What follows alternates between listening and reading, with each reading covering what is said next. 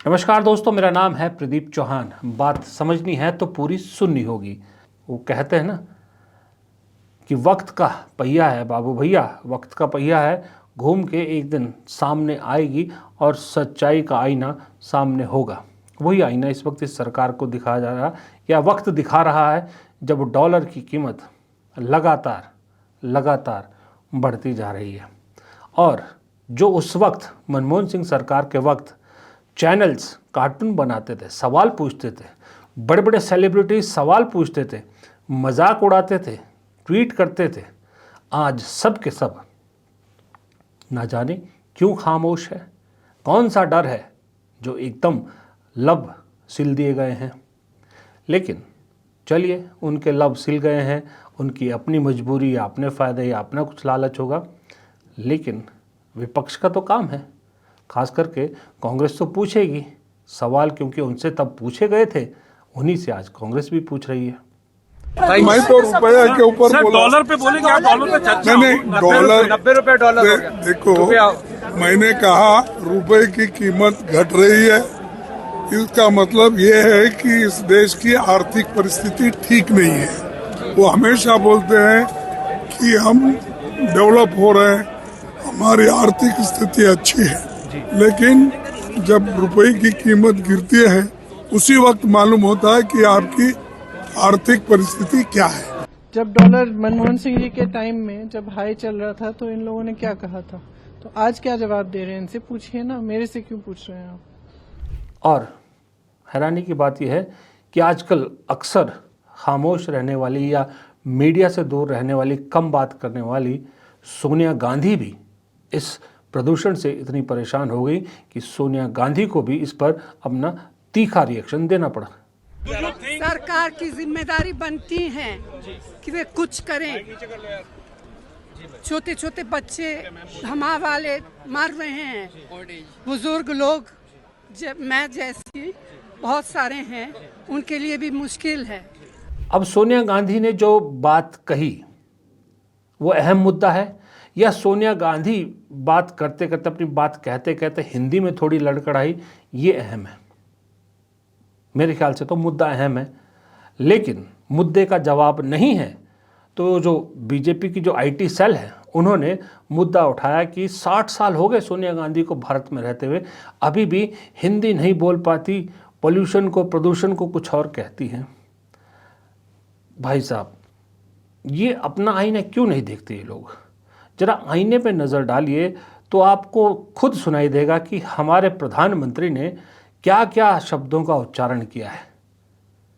अगर सोनिया गांधी प्रदूषण नहीं बोल पाती, ढंग से नहीं बोल पाई, कुछ उसमें जो है अटक गई, तो हमारे प्रधानमंत्री जो अपने आप को इतना अच्छा वक्ता मानते हैं, उन्होंने तो एक टेलीविज़न चैनल में लोकतंत्र को लोकचंद्र कहा था, तब ये सवाल नहीं उठाता। दरअसल सच्चाई ये होती है कि जब आप निरुत्तर होते हैं, जब आपके पास कोई जवाब नहीं होता, जब आप गलती पर होते हैं, जब आपको लगता है कि आप फंस चुके हैं, तो आप सामने वाले का मजाक उड़ाना या उसके मुद्दे के अलावा दूसरी चीज़ों पर सवाल खड़ा करना शुरू कर देते हैं। हमें अब जाके समझ में आ रहा है कि बुजुर्ग कहा करते थे, पहले तोलो फिर बोलो। तब हम पढ़ते थे तो कहावत के तौर पे इसे याद कर लेते थे, भाई एग्ज़ाम में आएगा तो इसका लिख देंगे मतलब। लेकिन प्रैक्टिकली इसका क्या मतलब होता है, वो जब से बीजेपी सरकार में आई है ना, खास करके तीसरी टर्म, तब से बहुत बार समझ में आने लगा है। आपको नहीं समझ में आया? चलिए ये देख लीजिए। ये ऐसे नहीं होता मित्रों, मैं शासन में बैठा हूं, मुझे मालूम है इस प्रकार से रुपया इतनी तेजी से गिर नहीं सकता। अरे ये नेपाल का रुपया नहीं गिरता है, बांग्लादेश की करेंसी नहीं गिरती है, पाकिस्तान की करेंसी नहीं गिरती, श्रीलंका की करेंसी नहीं गिरती। क्या कारण है हिंदुस्तान का रुपया पतला होता जा रहा है? ये जवाब देना पड़ेगा आपको, देश आपसे जवाब मांग रहा है।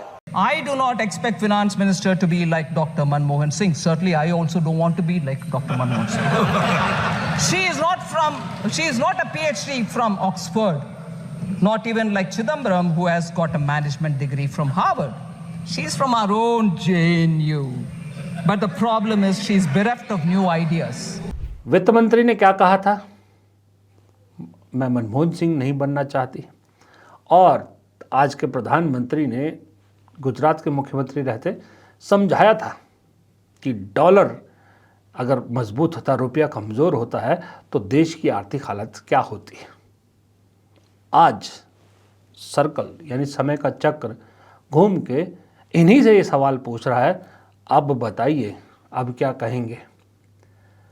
दरअसल वो ज़माना और था जब बातें बोल देते थे नेताजी और लोग सुन के भूल जाते थे।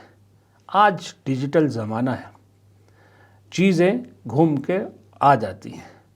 मोदी जी ने जब ये बयान दिया था, उन्होंने सोचा नहीं था कि एक दिन ये बयान मेरे सामने प्रश्न बन के आ जाएगा, लेकिन निर्मला सीतारमण की इन ख्यालों में थी।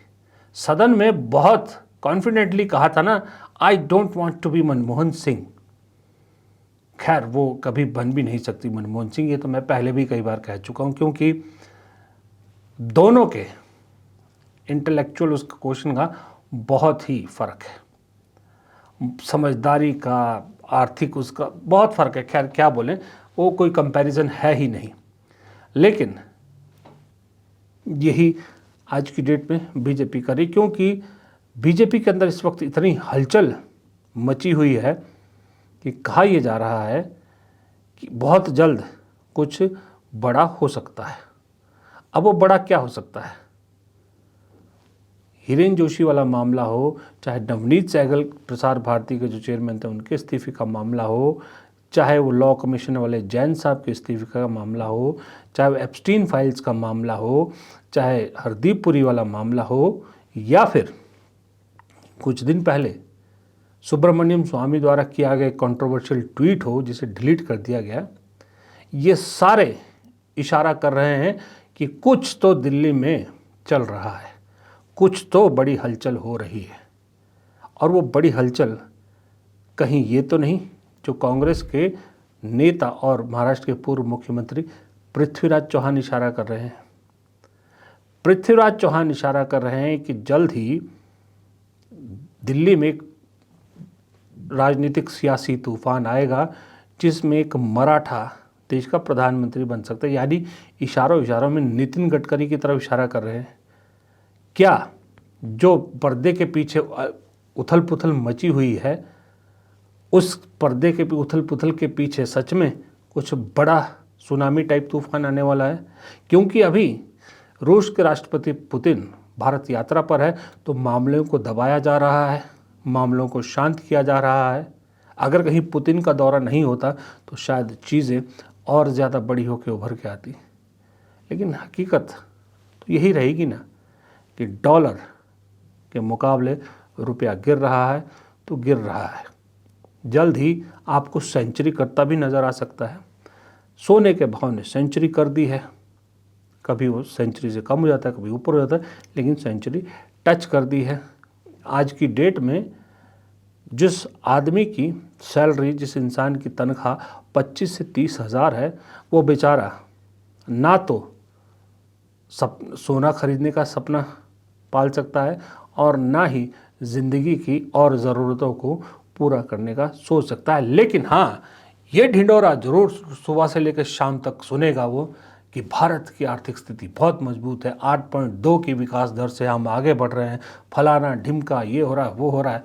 बस ये जो एक होता है ना प्रोपेगेंडा, या जो एक पहले ज़माने में जब सोशल मीडिया नहीं था, पता नहीं आपके राज्यों में होता था नहीं होता ना, हमारे राज्यों में तो एक डिपार्टमेंट होता था, पब्लिक रिलेशन डिपार्टमेंट, अभी भी है, लोक संपर्क विभाग।